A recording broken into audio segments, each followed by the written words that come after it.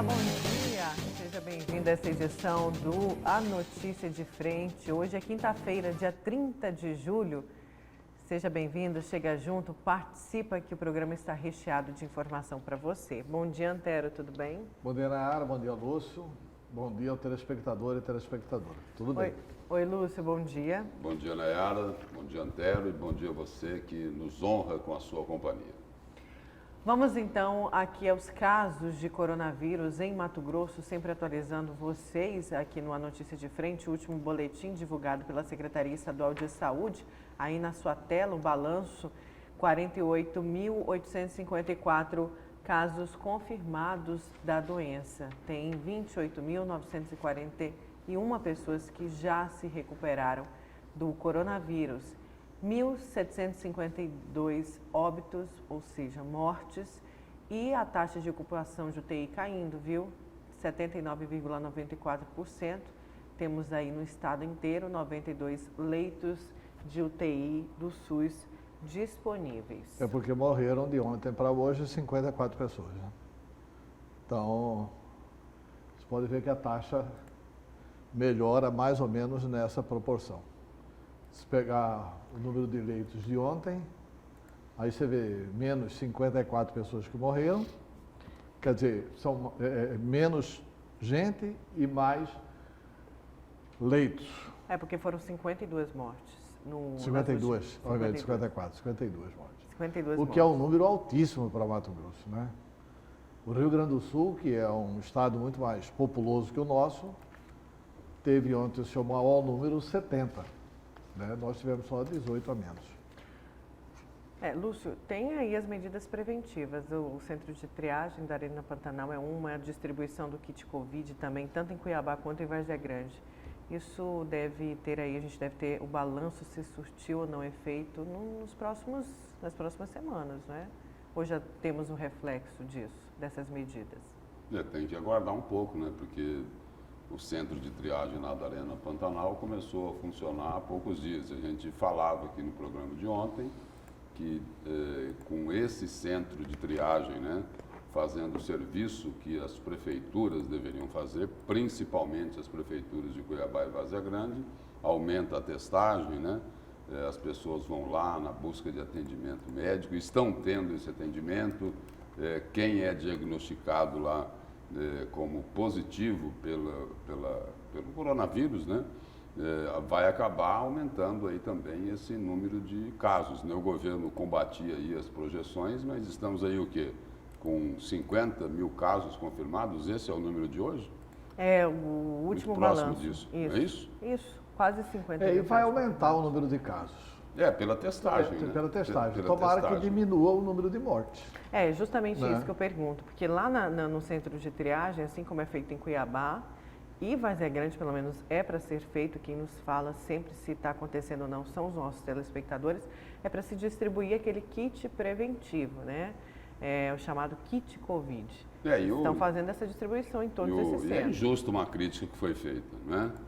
Sobre a aglomeração lá no centro de triagem da Arena Pantanal. Só né? foi no primeiro dia também, né? Mas fizeram a crítica injusta, olha aí a barbaridade que o governo está fazendo. Não é isso, não é? Se as prefeituras tivessem feito a parte delas. O Paulo Coelho chegou a comentar isso aqui antes do retorno do Antero aqui, né? Se as unidades de saúde funcionassem de forma descentralizada nos municípios para atender a população, se não faltasse dipirona, se não faltasse gaze, se não faltasse esparadrapo, se não faltassem as condições de trabalho, não precisaria do centro de triagem lá da Arena Pantanal. Mas, infelizmente, não funciona. Aí um vem aqui e fala assim, olha, aqui em Cuiabá a saúde é humanizada, ela funciona muito bem. Lá em Várzea Grande é a mesma conversa fiada, não é isso? Eles acham o seguinte, eles acreditam no impossível, que eles conseguem tapar o sol com a peneira. Não é isso? Só que é o seguinte, o Antero já cansou, ficou rouco de tanto dizer o seguinte aqui, olha, gente, comunicação é verdade. É isso. E ai de Mato Grosso se não fossem as providências tomadas pelo secretário de Saúde, Gilberto Figueiredo, e por Mauro Mendes, governador de Mato Grosso. Porque, olha, Cuiabá, até agora, cadê os leitos de UTI de Cuiabá? Tem sim, Antero. Mas... Não, tem sim. Eu tô, na propaganda tem Pois bastante. mas o prefeito disse que fez quase a metade do que o estado inteiro fez. Deu essa cutucada no governador Mauro Mendes. Mente espalhafatosamente. O prefeito é um contumaz Pinóquio, é um mitômano, deve ter um problema seríssimo genético. Pô, deve ser algum gene mentiroso que ele tem, não é possível. Ele mente demais. Ele não colocou uma nova UTI para funcionar, essa que é a verdade. Nem os 20 respiradores novos para homenagear o seu filho, que foi quem trouxe os respiradores novos, ele consegue fazer funcionar. Quando ele consegue montar a UTI, ele não coloca à disposição do SUS. É uma regulação esquisitíssima, essa da Prefeitura de Cuiabá como plena. Olha, a gente vai saber a verdade total do governo Emanuel Pinheiro quando ele deixar a prefeitura. E tem data marcada para deixar. 31 de dezembro. Ah, mas o Emanuel pode ser candidato, pode ganhar. Não, ele pode ser candidato. Ganhar é difícil. Ganhar é desconfiar demais do povo de Cuiabá. É não acreditar demais no povo de Cuiabá. Que, embora no campo da possibilidade, quem disputa a eleição, é evidente que tem possibilidade de ganhar, poder, uma vez que está... Não, exatamente por estar no poder que ele não vai ganhar. Exatamente porque as pessoas conheceram ele no poder que ele não vai ganhar. As pessoas não aceitam esse tipo de comportamento. Ele se comportou mal diante da crise. Veja o que ele faz agora com os aposentados da prefeitura, com a previdência da prefeitura. Ele atrasa o dinheiro da prefeitura sem crise financeira. Igual o governador Mauro Mendes, Antero, também se comportou mal diante da crise. Ele também não pagou o auxílio dos professores. Olha o que ele fez com os professores interinos contratados. Estamos falando da previdência, então não é igual. Mas a cesta básica, só a cesta básica, e daí? Não teve um outro auxílio às pessoas que tanto precisam? Mauro Mendes fez 140 UTIs só no Metropolitano. Fez as UTIs da Santa Casa de Misericórdia. É assim, olha, sinceramente, embora eu acho que o Mauro Mendes errou com relação à questão dos professores interinos. Errou tanto que está errando politicamente. Porque ele está se negando a atender a Assembleia e o Sintep para contratar 2.500. Aí o secretário da Casa Civil vai no programa do Roberto França e anuncia que vai contratar 3.500. Então, olha, se vai contratar 3.500, por que não contratar aqueles 2.500 que o Sintep está pedindo? Porque senão aí, Antero, porque aí senão não seria Mauro Mendes. É outra pessoa. Aí não teria briga, né? Aí não teria briga. Então, não, é o seguinte, olha, vocês derrubaram o veto aí, promulgaram o veto, beleza. Vou ao Supremo e não vou pagar o que vocês aprovaram. A grande crítica, eu já falei aqui, vou repetir. A grande crítica que está sendo feita ao governo Mauro Mendes nem passa por essa questão aí da saúde, né? Passa pela falta de atenção às pessoas mais humildes, as mais necessitadas, que estão sentindo na pele e no estômago os efeitos dessa crise da pandemia. Essa é a grande crítica que se faz ao governador Mauro Mendes. Ele vetou também, além dessa questão dos professores, nós já comentamos aqui, ele vetou um outro projeto lá da Assembleia. Da polícia, né? Da merenda. Não, além da polícia. Ah, tá. Além da polícia, ele vetou a merenda, um auxílio para os alunos que não estão na sala de aula por conta do isolamento social e que estão tendo dificuldades. Aí aprovaram lá um auxílio pequeno, cabia, né, dentro do caixa do governo, mas o governo também vetou, né? Aí teve essa outra questão aí da polícia, né, da questão lá do desconto previdenciário, né? Porque então, essa é a grande cobrança. Se o governo quer se manter estritamente legalista, porque não cabe à Assembleia realmente apresentar esse tipo de benefício, ótimo. Veta e fala assim, olha, estou vetando, mas concordo com a ideia social e está aqui o projeto igual, para repor o benefício social. Que o Mauro Mendes está fazendo uma boa gestão, eu não tenho a menor dúvida. Só precisa ter alma nessa gestão. Né? Precisa considerar para não passar a ideia. As questões, precisa passar a ideia de que é uma gestão... mas tem o projeto das cestas básicas. Parabéns pelo projeto das cestas básicas.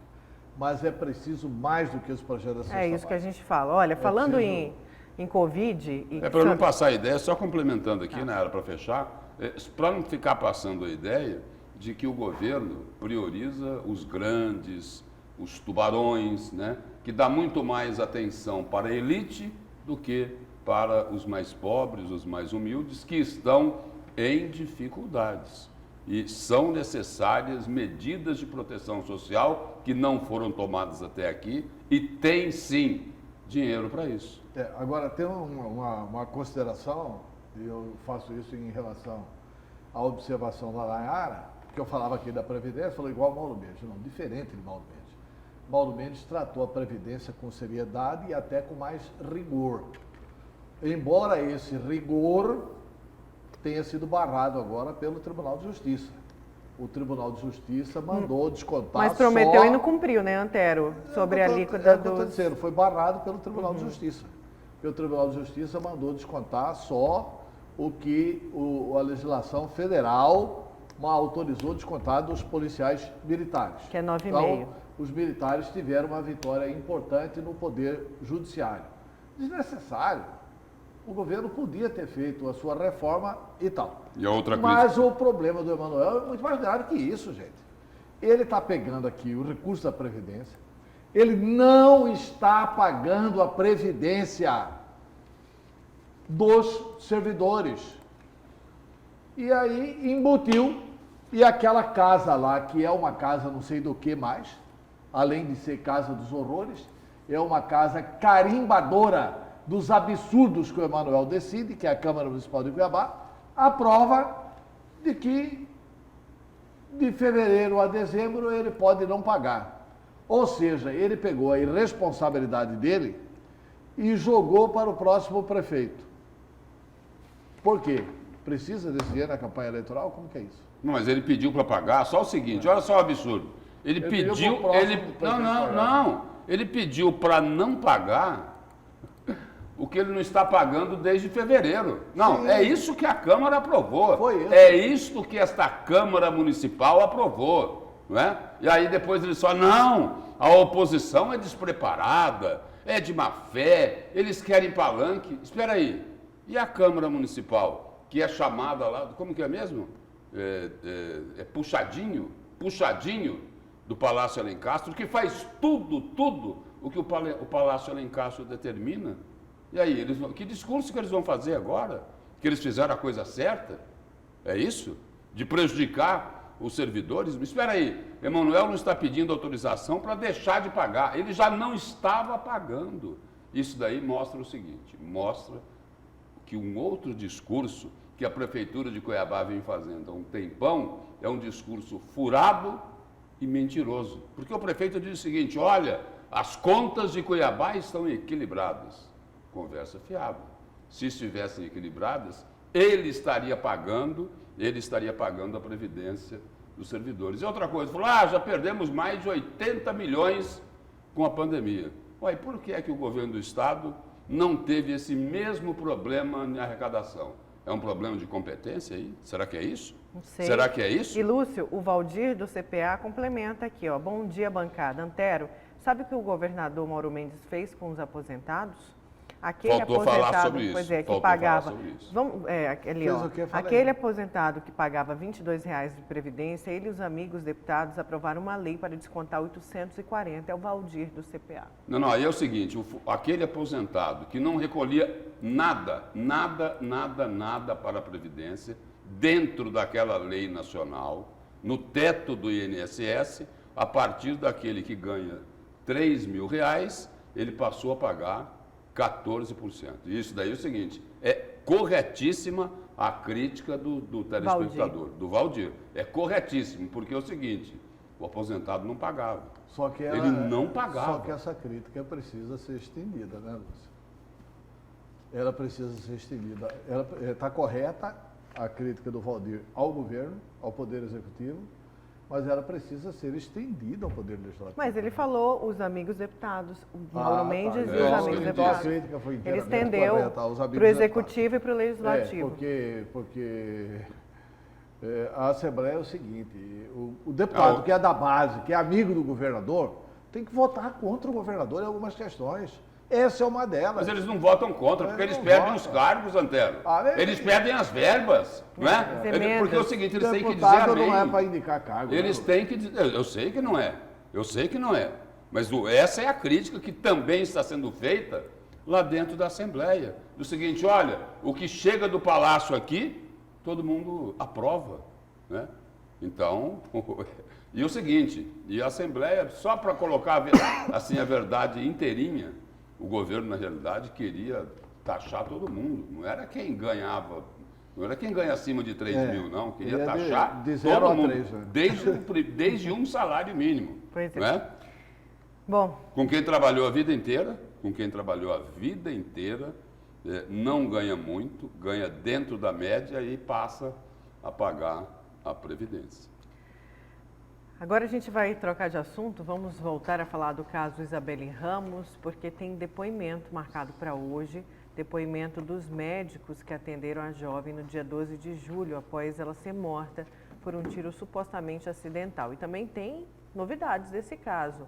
É um outro depoimento, não é isso, Bruno Pinheiro? Bom dia.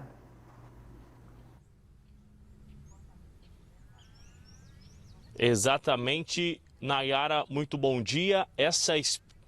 Exatamente, muito bom dia. Essa expectativa do atendimento nesta quinta-feira na Delegacia Especializada do Adolescente. Na verdade, esses depoimentos sobre os médicos envolvidos nesta ocorrência, né, que eles foram recebidos, eles chegaram na residência, um é vizinho da família que mora dentro do mesmo condomínio e o outro médico é o médico que estava na ambulância, no SAMU, que chegou até o local e fez que deu esse atestado de óbito. E o outro também que recebeu esse corpo da jovem já morta de 14 anos de idade. Então, essa é a informação e os novos depoimentos desta manhã de quinta-feira, 8h30 da manhã, está marcado este novo depoimento. Agora, uma outra informação que gera um reviravolta em todo este caso, inclusive sobre os depoimentos anteriores, é que ontem roupas foram localizadas em uma residência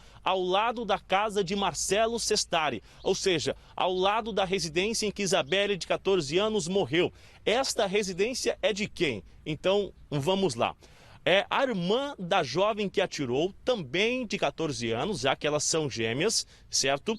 Esta residência é do namorado dessa jovem. Então, segundo informações, e supostamente elas haveriam ido até esta residência após este disparo acidental e essas roupas estariam nesta casa. Então, estas roupas já chegaram na delegacia, entra na investigação e serão também analisadas, de que essas roupas seriam da atiradora e da irmã da atiradora que estavam nesta residência. Isso são informações que ainda serão checadas realmente, se realmente elas estevem nesta residência. Então, já que essa mulher ontem localizou essas roupas, acabou levando até a delegacia. É uma informação nova que será levantada realmente o que aconteceu com mais exatidão e a gente continua na expectativa de que esse laudo oficial seja divulgado ainda esta semana. Sobre a reconstituição, não existe uma data marcada. Existe uma expectativa, mas não existe uma data marcada. Nós recebemos ainda uma informação durante a noite de ontem de que há cerca de 5 a 4 dias a mãe de Isabelle está muito abalada realmente nos últimos dias com todos esses assuntos que vêm surgindo. Isso acaba afetando toda a família novamente, com diversas revelações sobre este caso. Então, a expectativa de hoje é que aqui novos depoimentos sobre os médicos envolvidos na hora que eles tentavam resgatar a vida da Isabelle, de 14 anos, que não resistiu e morreu dentro desta mansão em um condomínio de luxo. Nayara, Lúcio, Antero, Obrigada, viu, Bruno, pelas suas informações. Um ótimo dia, bom trabalho aí para a equipe toda. E um outro assunto aí, falando aí no caso Isabelle, né? Mas um outro assunto policial, né? Que chamou a atenção ontem, que foi destaque aí em toda a imprensa, foi sobre aquelas 6 mortes, né? Naquela ocorrência lá do BOPE, né? Onde 6 pessoas foram mortas. Entre essas 6 pessoas aí, tinha lá o filho de um sargento e tinha também um soldado, né? O soldado Oaci da Silva Taques Neto, que é lotado aqui pertinho do Grupo Gazeta. Olha ele aí. Ele é lotado aqui na base Bosque. E ele estava de folga quando foi morto junto com outros 5 membros de bando armado que entrou em confronto com policiais militares do Batalhão de Operações Especiais, o BOPE. E aí é o seguinte, o que o jornal A Gazeta destaca aqui hoje, na sua manchete principal, na capa, é o seguinte: o policial militar, morto com criminosos em confronto com a polícia, mandou uma mensagem um dia antes a uma amiga, onde diz que vai participar de uma missão bomba, que não tem como voltar atrás, mas que, se der certo, não vai mais precisar fazer nada de errado na vida. E a gente tem esse áudio aí, né, Nayara? Vamos ouvir. Eu vou confiar em você. O que eu vou falar pra você agora, ninguém sabe, entendeu? Eu tô indo numa situação que eu não tenho como eu voltar atrás mais, entendeu? E eu tô indo nessa situação. E não vai acontecer nada comigo. Mas se acontecer, deixa esse áudio gravado aqui, entendeu? Eu quero que você fala pra que eu amo muito ela, entendeu? Amo muito meu filho, cara. Do fundo do meu coração, tá? Pra ela me perdoar se eu magoei ela com alguma coisa. É óbvio que eu magoei, porque as mágoas que eu tinha dela já passaram já, entendeu? Vou ir numa missão meio bomba amanhã e não tem como eu sair dessa, entendeu? Vou ter que ir. Mas se der certo vai ser bom também, que nunca mais eu vou precisar de fazer nada errado na minha vida. Só isso, tá bom? Tamo junto. Sei que você não gosta, não apoia a coisa errada, mas fazer o quê? Bom, esse é o áudio, então, que inclusive está no GD, no portal Gazeta Digital, e já está circulando aí em todos os WhatsApps, como disse o Lúcio, do soldado que estava envolvido. A gente teve aí a foto dele. E um outro questionamento que se faz, né? Não tem ainda uma informação mais segura sobre isso, por enquanto fica no campo da especulação. Esse fato aí pode ter, olha aí, as 6 pessoas aí que foram mortas pelo BOPE, né?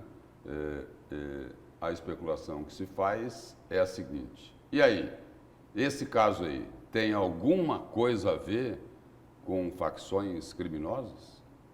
Essa é a pergunta, né? É um questionamento que está sendo feito, porque se isso se comprovar, é algo extremamente preocupante, não é? Porque nessa ocorrência aí, com 6 mortes, um era filho de um sargento, o outro era um policial militar, né?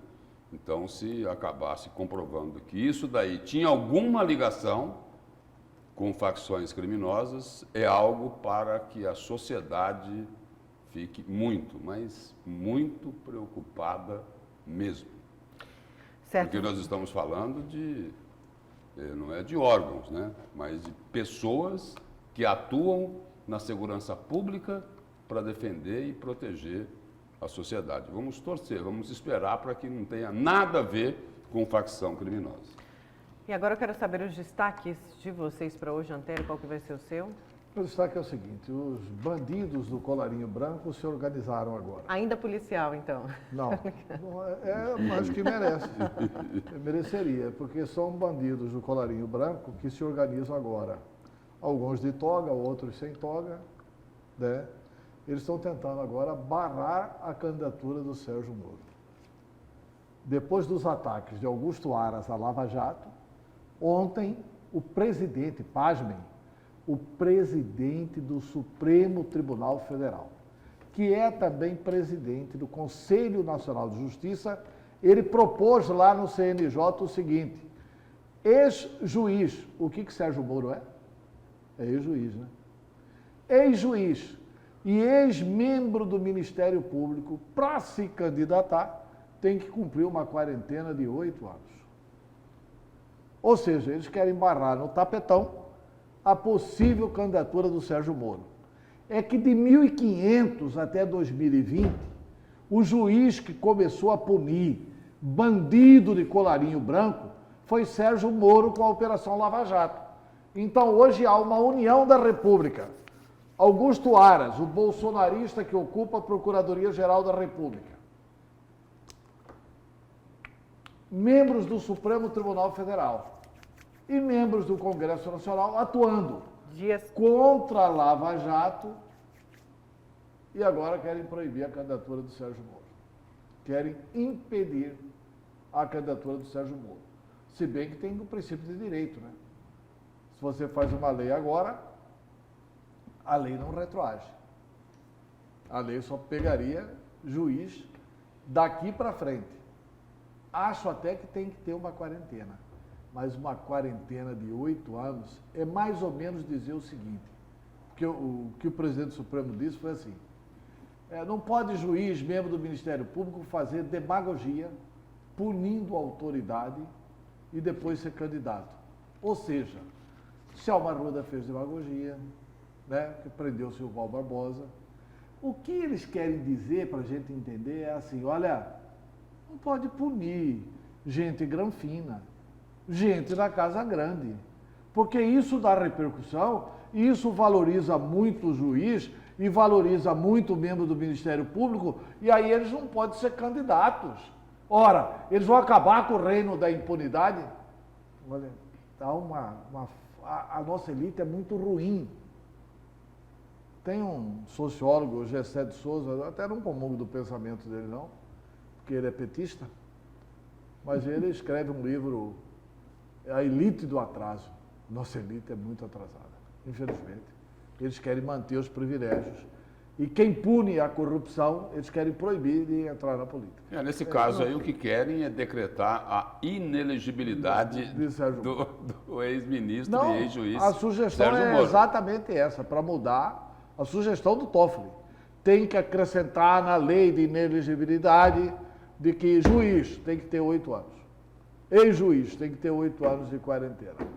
Aí, em seguida, para surpresa de exatamente ninguém, Rodrigo Maia, olha, eu quero aqui, convocou uma coletiva rapidamente, eu quero aqui apoiar a manifestação do presidente do Supremo, presidente do CNJ, e acho que isso a gente tem que apressar, essa votação na Câmara dos Deputados. Bandidos, eles não votam lá a prisão em segunda instância. E só para complementar aqui, Nayara, eu tenho que falar isso. Eles querem punir quem prendeu os corruptos, quem colocou os bandidos na cadeia. Eles querem punir a pessoa que liderou a maior operação de combate à corrupção no país e que dias atrás disse o seguinte: olha, me parece não, ele falou o seguinte, ele foi mais categórico.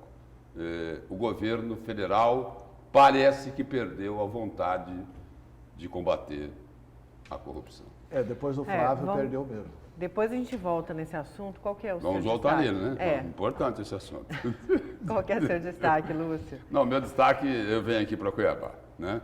Venho para o DEM, para o Democratas de Júlio Campos, Jaime Campos, Mauro Mendes, para falar sobre as duas eleições aí que estão marcadas para o mês de novembro. As eleições municipais e a eleição do Senado. Nas eleições municipais, o DEM aí enfrenta um problema, né? Aliás, vários problemas, né? Porque Jaime Campos e Júlio Campos ficam aí tricotando com Emanuel Pinheiro. Emanuelzinho vai ser candidato em Várzea Grande, e aí faz uma composição aqui em Cuiabá, aí os secretários de Mauro Mendes não podem mais ser candidatos, né? Aí Botelho enfrenta problemas com a família, Fábio Garcia não quer ser candidato. Bom, esse daí é o imbróglio da eleição municipal aqui de Cuiabá. E tem um outro problema na eleição para o Senado. Tem gente dentro do governo, defendendo a unificação do apoio em cima do senador que exerce o mandato tampão, Carlos Favro. E aí o seguinte, aí é para rifar a candidatura do vice-governador Otaviano Pivetta, que já avisou o seguinte, olha, eu não vou desistir não. Esqueçam disso. É o meu destaque de hoje. Certo, vamos para o intervalo então. Na volta tem mais a notícia de frente. Vamos falar também de fiscalização aqui da Prefeitura de Cuiabá. A gente já volta.